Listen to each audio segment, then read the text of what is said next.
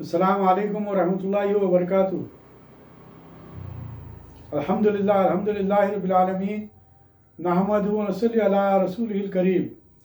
اما بعد، قال اللہ تعالی فی شان حبیبہ ان اللہ و ملائکتہ یصلون علی النبی یا ایھا الذین آمنوا صلوا علیہ وسلموا تسلیما۔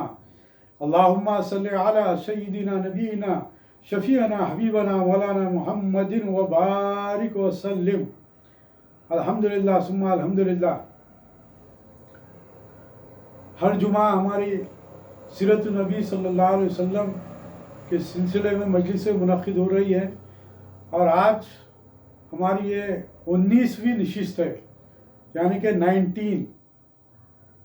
اس سے قبل سرکار دو عالم صلی اللہ علیہ وسلم کو نبوت سے سرفراز فرمایا جانا، اور پھر اس کے بعد خاموش تقریباً 3 سال تک وحی کا نہ آنا، یعنی کہ فطرت وحی جسے کہتے ہیں کہ 3 سال تک پھر آپ پر وحی نازل نہیں ہوئی تھی، جب نبوت سے سرفراز فرما جانے کے بعد سے، یعنی کہ اس کے بعد کے حالات اب ہم یہاں پر بیان کریں گے۔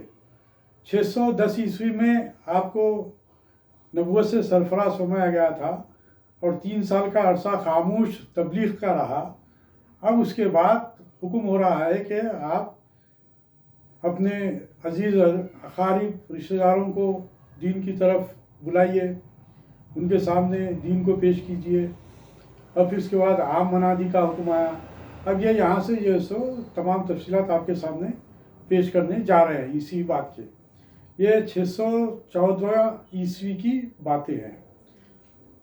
سماعت فرمائیے کہ فطرت وحی کے بعد سورہ مدثر نازل ہوئی، جس کے ذریعے منصب رسالت کی انجام دہی کا لائحہ عمل عطا ہوا۔ اس کے بعد سورہ اشرا، سورہ شعراء کی آیات 214، 215 اور 216، 3 آیتیں نازل ہوئی۔ فاعوذ باللہ من الشیطان الرجیم، بسم اللہ الرحمن الرحیم۔ وانذر عشیرتک الاقربین، اور آپ اپنے قریبی رشتہ داروں کو ڈراؤ۔ واخفض جناحک لمن اتبعک من المؤمنین، اور جھکا دیجئے اپنے بازو ان لوگوں کے لیے جنہوں نے پیروی کی آپ کی مومنوں میں سے۔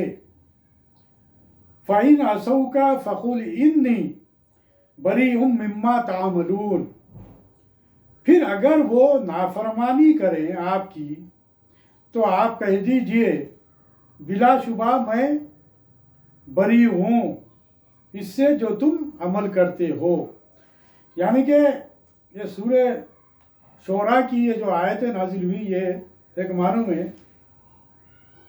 سورہ علق کی آیتوں کے بعد یہ دوسری وحی رہی، جس میں سرکار دو عالم صلی اللہ علیہ وسلم کو حکم دیا گیا کہ اپنے عزیز و اقارب کو، اپنے رشتہ داروں کو دین کی طرف تبلیغ کرو، دین کی طرف بلاؤ، ان کے سامنے دین کو پیش کرو۔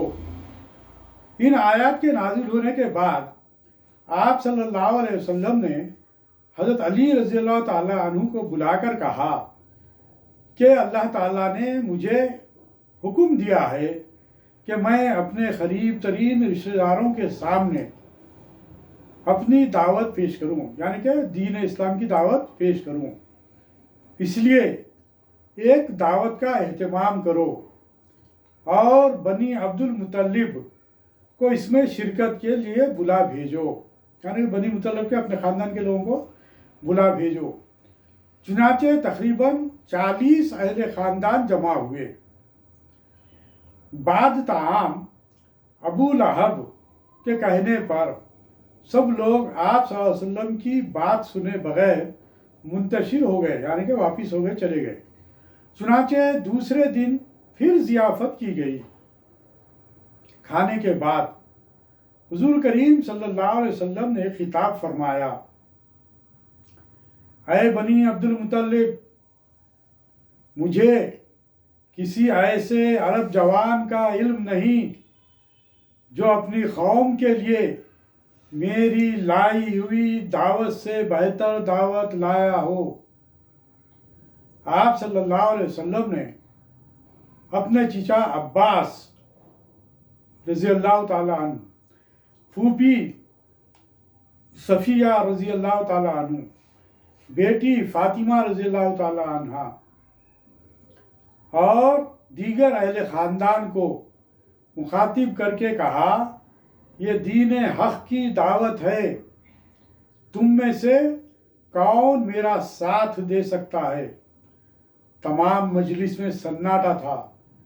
دفتن حضرت علی رضی اللہ تعالیٰ عنہ اٹھ کر کھڑے ہوئے اور کہا، گو مجھ کو آشوب چشم ہے، یعنی کہ آنکھ جو لال ہوا کرتے ہیں، ہم کو بھی جو سو آشوب چشم ہوتے ہیں، لال جو آنکھیں ہو جاتی ہیں، آنکھ میں سے میل آنے لگتا ہے، درد ہوتی ہے، تکلیف ہوتی ہے، اس وقت وہ ٹیوب وغیرہ ڈالتے ہیں، تو وہ بتلا رہے ہیں، آپ ظاہر کر رہے ہیں کہ مجھ کو گو آشوب چشم ہے، گو میری ٹانگیں پتلی ہیں، اور گو میں سب سے نو عمر ہوں، یعنی کہ کم عمر کا ہوں۔ روایت میں یہ بات آتی ہے کہ اس وقت آپ کی عمر 8 سال یا 9 سال کی تھی، تاہم میں آپ کا ساتھ دوں گا۔ حضرت علی رضی اللہ تعالیٰ عنہ نے سرکار صلی اللہ علیہ وسلم کے ساتھ دینے کا اعلان فرمایا۔ اس کے بعد سورہ حجر کی آیت 94 کے ذریعے علانیہ تبلیغ کا حکم نازل ہوا، یعنی کہ یہاں پر تو ابتدا میں جو بات کہی گئی کہ اپنے عزیز و اقارب کو دعوت دین دو، اس سے ایک بات اور ایک ہمارے سامنے آتی ہے کہ یہ اللہ تبارک و تعالیٰ کی سنت بھی رہی ہے، سمجھیے آپ، کہ اللہ تبارک و تعالیٰ نے سب سے پہلے اپنے عزیز و اقارب کی طرف توجہ دلانے کی بات کر رہا ہے، یعنی کہ عزیز و اقارب کا زیادہ مقام و مرتبہ ہے، جیسا کہ اس سے پہلے بھی آیتوں میں یہ بات آ چکی ہے کہ عزیز و اقارب کے ساتھ حسن سلوک کرو۔ تو سب سے بڑا حسن سلوک تو یہ ہے کہ دین اسلام میں انہیں داخل کر لیں۔ سب سے بڑا حسن سلوک تو یہ ہوگا کہ ہمارے اپنے عزیز و اقارب کو دین کی طرف جو ہے سو ہم ان کو توجہ دلائیں، دین پر عمل پیرا ہونے کے لیے کوشش کر رہے ہم اپنی طرف سے انہیں راغب کریں۔ اسی لیے ہر معاملے میں یعنی کہ صدقات ہو یا خیرات ہو یا زکوٰۃ ہو، اس معاملے میں بھی یہی بات کہی گئی کہ اپنے عزیز و اقارب کو دو، عزیز و اقارب کی مدد کرو۔ تو سب سے بڑی مدد تو یہ ہے کہ لوگوں کو ہم دین کی دعوت دیں، لوگوں کو دین کی طرف بلائیں، تو یہ سب سے بڑی جو ہے سو دعوت ہے، اور سب سے بڑا سمجھیے کہ آپ یہ ہمارا حسن سلوک رہے گا۔ تو اب یہ ہماری ذمہ داری بنتی ہے کہ ہم اپنے عزیز و اقارب کو بھی دین کی طرف توجہ دلائیں، دین کی طرف انہیں بلائیں، انہیں اس طرف جو ہے سو راغب کرائیں۔ یہ بھی ہم پر ذمہ داری عائد ہوتی ہے ان آیات کی روشنی میں اور اس سنت رسول صلی اللہ علیہ وسلم کی روشنی میں۔ اس کے بعد پھر حکم ہوا کہ عام لوگوں میں جو ہے سو منادی کی جائے۔ اس وقت سورہ حجر کی آیت 94 نازل ہوئی۔ وہ آیت کیا ہے؟ فَاسْدَعْ بِمَا تُؤْمَرُ وَأَعْرِضْ عَنِ الْمُشْرِكِينَ، پس آپ اس حکم کو جو آپ کو کیا جا رہا ہے کھول کر سنا دیجئے اور مشرکوں سے منہ پھیر لیجئے۔ یعنی کہ بات یہاں پر یہ بات بتلائی جا رہی ہے کہ اب آپ عام منادی کیجئے، آپ تمام لوگوں کے سامنے دین اسلام کو پیش کیجئے۔ اب یعنی کہ یہاں سے اب دین کو عام طریقے سے دعوت کا اعلان کرنے کا حکم آ گیا، اور آپ جو ہے سرکار دو علیہ وسلم لوگوں کے سامنے دین کو پیش کرنے لگے۔ اس سے پہلے 3 سال تک آپ خاموشی کے ساتھ تبلیغ کا کام کر رہے تھے، جس میں آہستہ آہستہ لوگ اسلام میں داخل ہو رہے تھے۔ اب آئیے یہاں سے دعوت عام کا آغاز ہوا جاتا ہے۔ اس حکم کے نازل ہونے کے بعد حضرت صلی اللہ علیہ وسلم نے کوہ صفا پر چڑھ کر پکارا، یا صباحا یا صباحا، ہائے صبح کا خطرہ۔ یہ نعرہ شدید خطرے کے وقت لگایا جاتا تھا، یعنی کہ اس دور میں عربوں کا دستور تھا کہ وہ شب خون نہیں مارا کرتے، بلکہ شب خون کے لیے صبح کا وقت مقرر تھا، اس لیے رات میں ہتھیار کھول دیتے تھے۔ یہ نعرہ لگانے کا مطلب صبح کا حملہ سمجھا جاتا۔ حضور کریم صلی اللہ علیہ وسلم نے جب یہ نعرہ لگایا تو سب لوگ جمع ہوئے۔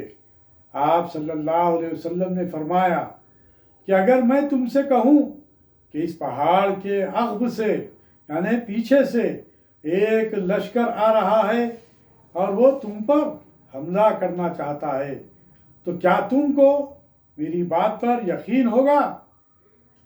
سب لوگوں نے ایک زبان ہو کر کہا، ہاں اے محمد، ہاں، کیونکہ تم کو ہمیشہ سے ہم نے سچ بولتے دیکھا ہے۔ اس تعلق سے یہاں پر بہت سی روایت بھی ہے کہ سبھی اہل مکہ جو وہاں پر جمع ہو گئے تھے ان سب لوگوں نے یہ بات کہی کہ اے محمد، ہاں آپ کو ہم نے ہمیشہ سچ بولتے دیکھا ہے، ہاں آپ امین ہیں، آپ امانت دار ہیں، آپ نیکوکار ہیں، آپ لوگوں کی مدد کرتے ہیں، ہم آپ کی ہر بات پر یقین کرتے ہیں۔ اور اس سے پہلے بھی آپ کو معلوم ہونا چاہیے کہ 25 سال کی عمر میں کعبۃ اللہ شریف کی تعمیر کا مسئلہ جب تعمیر ہونے کے بعد حجر اسود لگانے کا مسئلہ ہوا تھا تو اس وقت بھی حضرت حضور کریم صلی اللہ علیہ وسلم نے اس مسئلے کو بہت ہی فراست کے ساتھ ادا کیا تھا اور تمام اہل مکہ آپ کو آپ کے فیصلے کو قبول کیے تھے۔ تو اس طریقے سے سرکار دو عالم صلی اللہ علیہ وسلم کا بہت اچھا اثر اہل مکہ پر تھا۔ تو تمام اہل مکہ نے یہی بات یہاں پر بھی کہی کہ ہاں آپ کی بات کو ہم ماننے کے لیے تیار ہے، آپ جو بات کہتے ہیں کہ وہ سچ کہتے ہیں۔ پھر آپ صلی اللہ علیہ وسلم نے جب اس بات پر اپنا ان سے وعدہ لے لیا اور ان کو اس بات پر راضی کر لیا، اس کے بعد آپ صلی اللہ علیہ وسلم نے فرمایا تو تم سب لا الہ الا اللہ کے قائل ہو جاؤ، یعنی کہ جب آپ نے اعلان فرمایا قولوا لا الہ الا اللہ وتفلحوا، اور کہو لا الہ الا اللہ اور فلاح پا جاؤ، ورنہ تم پر شدید عذاب نازل ہوگا۔ یہ سن کر سب لوگ جن میں آپ صلی اللہ علیہ وسلم کا چچا بدبخت ابو لہب بھی موجود تھا، اس نے سخت برہم کی حالت میں یہ گستاخی بھی کی کہ آپ کو مارنے کے لیے ہاتھوں میں پتھر اٹھا لیا۔ سب لوگ بہرحال واپس ہو گئے۔ ابو لہب کی بیوی عروہ یا حمنہ بنت حرب جو ام جمیل کی کنیت سے مشہور تھی، حضور کریم صلی اللہ علیہ وسلم کی تلاش میں نکلی۔ جب حضور کریم صلی اللہ علیہ وسلم اور حضرت ابوبکر صدیق رضی اللہ تعالیٰ عنہ صحن کعبہ میں بیٹھے ہوئے تھے، لیکن وہ حضور کریم صلی اللہ علیہ وسلم کو نہ دیکھ سکی اور سامنے سے گزر گئی، اس لیے کہ حضور کریم صلی اللہ علیہ وسلم کو ایک فرشتے نے چھپا لیا تھا۔ دعوت حق کی اس پہلی للکار نے ساری قوم کو چونکا دیا اور گلی گلی اس کا چرچا ہونے لگا۔ چند روز بعد قوم کو ڈرانے کے لیے سورہ انبیاء کی آیت 98 کے ذریعے حکم نازل ہوا، جس کا ترجمہ یہ ہے کہ تم اور اللہ کے سوا جن جن کی تم عبادت کرتے ہو سب دوزخ کا ایندھن بنو گے، تم سب دوزخ میں جانے والے ہو۔ یعنی کہ یہاں پر واضح اعلان کیا گیا کہ اعلان اس بات کو آپ صلی اللہ علیہ وسلم نے قرآن کی اس آیت کو پیش کیا، جس سے یہ بات ظاہر ہوتی ہے کہ اب یہاں پر پوری طریقے سے سرکار دو عالم صلی اللہ علیہ وسلم نے حقائق کو بیان کر دیا۔ وہ کیا کہ تم اور اللہ کے سوا جن جن کی تم عبادت کرتے ہو سب دوزخ کا ایندھن بنو گے، تم سب دوزخ میں جانے والے ہو۔ حضور کریم صلی اللہ علیہ وسلم نے کوہ صفا کی چوٹی سے اللہ تعالیٰ کا یہ حکم اہالیان مکہ کو سنایا، جس کو سن کر ان کے پیروں تلے سے زمین نکل گئی، اس لیے کہ کعبے میں موجود 360 بت ہی ان کی معیشت اور اقتدار کا ذریعہ تھے، جن کو پوجنے کے لیے سارا عرب آتا تھا اور حضور کریم صلی اللہ علیہ وسلم کی دعوت بت پرستی سے منع کرتی تھی۔ پہلے شہید مسلمانوں کی تعداد دیکھتے دیکھتے 40 تک پہنچ چکی تھی۔ ایک روز آپ صلی اللہ علیہ وسلم نے حرم کعبہ میں جا کر توحید کا اعلان فرمایا۔ کفار کے نزدیک یہ حرم کی سب سے بڑی توہین تھی، اس لیے دفعتاً ایک ہنگامہ برپا ہو گیا اور ہر طرف سے لوگ آپ پر ٹوٹ پڑے۔ مسلمانوں کو اطلاع ہوئی تو وہ بھی دوڑے دوڑے آئے، جن میں حضرت حارث بن ابی حالہ جو حضرت خدیجہ الکبریٰ رضی اللہ تعالی عنہا کے پہلے شوہر کے فرزند تھے، وہ بھی آئے۔ وہ حضور کریم صلی اللہ علیہ وسلم کو بچانے کے لیے لپکے، لیکن ہر طرف سے ان پر تلواریں برس پڑی اور وہ شہید ہو گئے۔ اسلام کی راہ میں یہ پہلا خون تھا جس سے زمین رنگین ہوئی۔ مخالفت کا آغاز، ابو طالب کے پاس قریش کی سفارت۔ مورخین بیان کرتے ہیں کہ جب حضرت عثمان غنی رضی اللہ تعالیٰ عنہ، حضرت زبیر رضی اللہ تعالیٰ عنہ، حضرت سعید بن زید رضی اللہ تعالیٰ عنہ اور حضرت ابو ذر رضی اللہ تعالیٰ عنہ جیسے بالغ العمر لوگوں کو اسلام قبول کرنے پر ان کے معمر رشتہ داروں نے مارا پیٹا اور طرح طرح کی تکالیف دیں، تو رسول اللہ صلی اللہ علیہ وسلم کے خلاف آپ کے بزرگ قبیلے حضرت ابو طالب کے پاس شکایتی وفود کا آنا بیجا نہ تھا۔ ایک مرتبہ ایک وفد نے، جس میں عتبہ بن ربیعہ، شیبہ بن ربیعہ بنی عبد الشمس بھی جسے کہتے ہیں، ابو البختری بن حشام بنی اسد، ولید بن مغیرہ بنی مخزوم، عاص بن وائل سہم بنی سہم، نبیہ بن حجاج اور ابو سفیان بن حرب بنی امیہ شامل تھے۔ ابو طالب سے کہا کہ اپنے بھتیجے کو یا تو بتوں کی مذمت وغیرہ سے روکیے یا پھر اپنی حمایت سے نکال دیجئے۔ ابو طالب نے انہیں نرمی سے سمجھا بجھا کر رخصت کر دیا اور حضور کریم صلی اللہ علیہ وسلم تبلیغ میں مصروف رہے۔ دوسری سفارت یعنی کہ دوسرا وفد، جب قریش نے دیکھا کہ حضور کریم صلی اللہ علیہ وسلم اپنی تبلیغ سے باز نہیں آ رہے ہیں، تو انہوں نے سرداران قریش پر مشتمل دوسرا وفد حضرت ابو طالب کے پاس بھیجا۔ اس وفد نے ابو طالب سے کہا کہ ہم نے اس سے قبل ایک وفد آپ کے پاس بھیجا تھا، لیکن اس کا کوئی نتیجہ نہیں نکلا۔ ہم نے آپ کا پاس و لحاظ رکھا ہے، مگر ہم اپنے بزرگوں کی توہین اور اپنے دیوتاؤں کی بے عزتی کو برداشت نہیں کر سکتے۔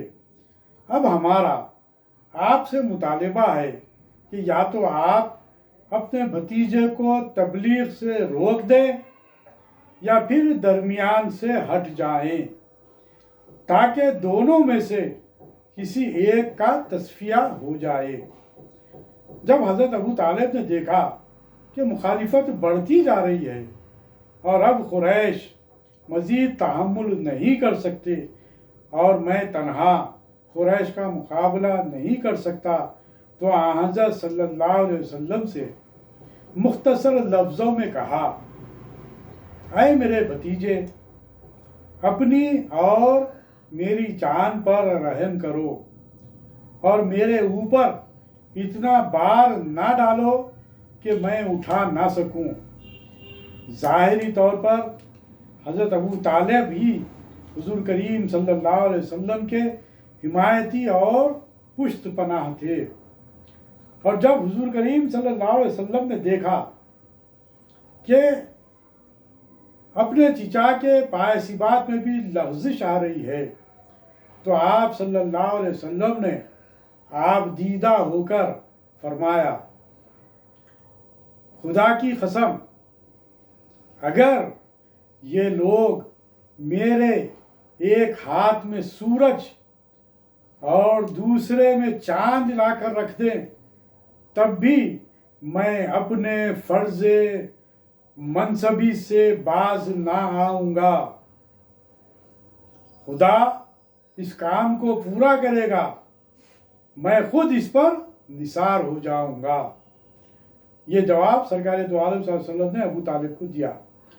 حضور کریم صلی اللہ علیہ وسلم کے اس پر اثر جواب نے ابو طالب کو سخت متاثر کیا اور انہوں نے حضور کریم صلی اللہ علیہ وسلم سے کہا، جاؤ جو چاہو کرو، کوئی شخص تمہارا بال بیکا نہیں کر سکتا۔ قریش کے وفد سے کہا کہ جاؤ اور جو چاہے کر لو۔ اس کے بعد حضور کریم صلی اللہ علیہ وسلم بدستور تبلیغ میں مصروف رہے۔ کفار نے حضور کریم صلی اللہ علیہ وسلم کو اب طرح طرح کی اذیتیں دینی شروع کر دی۔ راہ میں کانٹے بچھاتے، نماز پڑھتے وقت جسم پر نجاست ڈال دیتے۔ ایک دفعہ آپ صلی اللہ علیہ وسلم حرم میں نماز پڑھ رہے تھے۔ عقبہ بن ابی معیط نے آپ صلی اللہ علیہ وسلم کے گلے میں چادر لپیٹ کر اس زور سے کھینچا کہ آپ گھٹنوں کے بل گر پڑے۔ اتفاقاً حضرت ابوبکر صدیق رضی اللہ تعالی عنہ کا ادھر سے گزر ہوا، پیچھے سے آ کر اس کے شانے کو پکڑ لیا اور دھکا دے کر چادر کے بل کھول دیے۔ عقبہ بن ابی معیط کا اصل نام ابان بن ابی عمر بن امیہ بن عبد الشمس تھا۔ یہ حضور کریم صلی اللہ علیہ وسلم کا ایک دیوار بیچ پڑوسی تھا، یعنی کہ اس کے اور سرکار دو عالم صلی اللہ علیہ وسلم کے گھر کے درمیان میں ایک دیوار تھی، لیکن اسلام دشمنی میں حد سے زیادہ بڑھ گیا تھا۔ حضور کریم صلی اللہ علیہ وسلم فرمایا کرتے کہ میں دو بدترین پڑوسیوں کے درمیان میں رہتا ہوں، ایک ابو لہب اور دوسرا عقبہ۔ یہ دونوں حضور کریم صلی اللہ علیہ وسلم کے گھر میں گندگی پھینکا کرتے۔ ایک روز حضور کریم صلی اللہ علیہ وسلم کعبے میں نماز ادا کر رہے تھے کہ عقبہ بن ابی معیط آیا۔ بدبخت ابو جہل بھی صاحب کعبہ میں دوسرے سرداروں کے ساتھ موجود تھا۔ عقبہ سے کہا کہ اونٹ کی تازہ اوجڑی جو وہاں پڑی ہوئی تھی لا کر حضور کریم صلی اللہ علیہ وسلم کی گردن پر رکھ دے۔ چنانچہ عین سجدے کی حالت میں عقبہ نے اس اونٹ کی اوجڑی کو حضور کریم صلی اللہ علیہ وسلم کی گردن پر لا کر رکھ دی، جس کے وزن سے حضور کریم صلی اللہ علیہ وسلم سر نہ اٹھا سکے، اور کفار قہقہے لگانے لگے۔ کسی نے گھر پر اطلاع کر دی تو حضرت فاطمہ رضی اللہ تعالیٰ عنہ جو ابھی معصوم بچی تھی دوڑی آئی اور اس بوجھ کو اپنے معصوم ہاتھوں سے ہٹایا۔ حضرت عبداللہ بن مسعود رضی اللہ تعالیٰ عنہ کہتے ہیں کہ وہ غلام اور مجبور آدمی تھے، اس لیے حضور کریم صلی اللہ علیہ وسلم کی مدد نہ کر سکے۔ یعنی کہ یہ دور اس قدر تکالیف کا دور تھا کہ اسلام قبول کرنا ایک معنوں میں موت کو دعوت دینے کے برابر تھا۔ اس لیے بہت سے لوگوں کو سرکار دو عالم صلی اللہ علیہ وسلم نے بھی کہا تھا کہ اپنے ایمان کو محفوظ رکھو، کبھی اس کو اظہار مت کرو، ظاہر مت کرو۔ احانت نماز کی وجہ سے حضور کریم صلی اللہ علیہ وسلم نے نام بنام بد دعا دی۔ دیکھیے کہ جہاں پر دین میں رکاوٹ پیدا ہوتی ہے تو سرکار دو عالم صلی اللہ علیہ وسلم نے بھی بد دعائیں دی ہیں، ایسا نہیں ہے کہ آپ بد دعا نہیں دی ہے۔ جہاں پر سرکار دو عالم صلی اللہ علیہ وسلم کو حد سے زیادہ تکالیف اس بنا پر برداشت کرنا پڑا کہ دین کی تبلیغ کے لیے، تو آپ نے جہاں تک ممکن ہو سکا ان تکالیف کو آپ برداشت کرتے رہے، آپ بد دعا نہیں دی۔ لیکن بعض مقامات پر جہاں پر دین میں رکاوٹیں پیدا ہونے لگی اس وقت آپ نے بد دعائیں بھی دی۔ تو یہاں پر ایک روایت ہمارے سامنے آتی ہے کہ احانت نماز کی وجہ سے حضور کریم صلی اللہ علیہ وسلم نے نام بنام بد دعا دی، جن میں ابو جہل بن ہشام، عتبہ بن ربیعہ، شیبہ بن ربیعہ، ولید بن عتبہ، عقبہ بن ابی معیط، ابی بن خلف، عمار بن ولید شامل تھے۔ اور جن جن کو آپ نے بد دعا دی وہ بدر کے دن قتل ہوئے۔ یعنی کہ سرکار دو عالم صلی اللہ علیہ وسلم جب بھی بد دعا جن جن لوگوں کو بھی دی ان کو برابر اس کی سزا اللہ تبارک و تعالیٰ نے انہیں دی ہے۔ انشاءاللہ تعالیٰ اس کے بعد کے واقعات آئندہ جمعہ ہم بیان کریں گے۔ آپ لوگوں سے گزارش ہے کہ اس سیرت نبی صلی اللہ علیہ وسلم کی مجالس میں بھی ضرور شرکت کریں، جس سے کہ ہم کو سرکار دو عالم صلی اللہ علیہ وسلم نے جن مصائب اور مشکلات کے ساتھ دین کو دنیا کے سامنے پیش کیا اس سے ہم کو آگاہی حاصل ہو اور ہمارے دلوں میں ایمانی نور پیدا ہو اور ہمارے جسموں میں ایمانی حرارت پیدا ہو اور سرکار دو عالم صلی اللہ علیہ وسلم سے حقیقی محبت پیدا ہو۔ اس لیے ہم آپ سے گزارش کرتے ہیں کہ یہ جو ہمارے ہر جمعہ سیرت النبی صلی اللہ علیہ وسلم کی مجلسیں منعقد ہوتی ہیں اس میں ضرور شرکت کریں، اور اس کے جو کلپس ہے اس سے آپ اپنے عزیز و اقارب تک بھیجیں، کیونکہ جیسا کہ ابھی آپ کے سامنے بات آئی کہ رشتہ داروں کی بھی ذمہ داری ہم پر عائد ہوتی ہے، لہذا دین اسلام کو اپنے رشتہ داروں تک بھی پہنچانا ہے اور دوسروں تک بھی پہنچانا ہے۔ اللہ تعالیٰ سے دعا ہے کہ باری تعالیٰ ہم پر رحم و کرم کا معاملہ فرما اور ہمیں صحیح معنوں میں دین پر عمل پیرا ہونے کی توفیق عطا فرما اور سرکار دو عالم صلی اللہ علیہ وسلم کی سچی اور پکی محبت عطا فرما۔ ربنا آتینا فی الدنیا حسنۃ وفی الآخرۃ حسنۃ وقنا عذاب النار۔ سبحانک اللہم وبحمدک اشہد ان لا الہ الا انت نستغفرک ونتوب الیک بفضل سبحان ربک رب العزۃ عما یصفون وسلام علی المرسلین والحمد للہ رب العالمین۔